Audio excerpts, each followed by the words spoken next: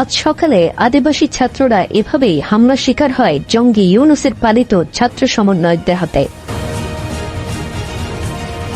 মূলত পাঠ্যপুস্তক থেকে আদিবাসী সংযুক্ত গ্রাফিতি বাদ দেওয়ার প্রতিবাদে সকালে রাজু ভাস্কর্যে প্রতিবাদ জানায় আদিবাসী ছাত্ররা। এরপর তাদের একটি মিছিল মতিঝিলে গেলে সেখানে আগে থেকে উৎপেতে থাকা ইউনূসের পালিত সন্ত্রাসী সমন্বয়করা অতর্কিত হামলা চালায় আদিবাসী ছাত্রছাত্রীদের উপর। নারী পুরুষ নির্বিশেষে রক্তাক্ত করে এই হাসনাত সার্জিসের সমন্বয়ক নামক জঙ্গিরা। আমরা আমাদের দাবিটা উত্থাপন করতে গিয়ে সেই ক্ষেত্রে তারা লাঠি সুতা দিয়ে আমাদের পথরোধ করে একই সাথে আমাদের উপর অতর্কিত হামলা চালায়। আমরা যে যার মতো ওখান থেকে বিচ্ছিন্নভাবে সরিয়ে আসি।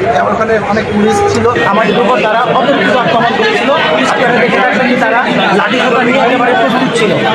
ছাত্র সমন্বয়ক নামক এই জঙ্গি সন্ত্রাসীরা কতটা খারাপ এবং হিংস্র তা শেখ হাসিনা ও আওয়ামী লীগ জুলাই আগস্টে উপলব্ধি করতে পারলেও এদের ফাঁদে পা দেয়া সত্যিকার সাধারণ শিক্ষার্থীরা তখন বুঝতে না পারলেও দিন যত যাচ্ছে ততই হারে হারে টের পাচ্ছে। Desk report, বিবাংলা.net।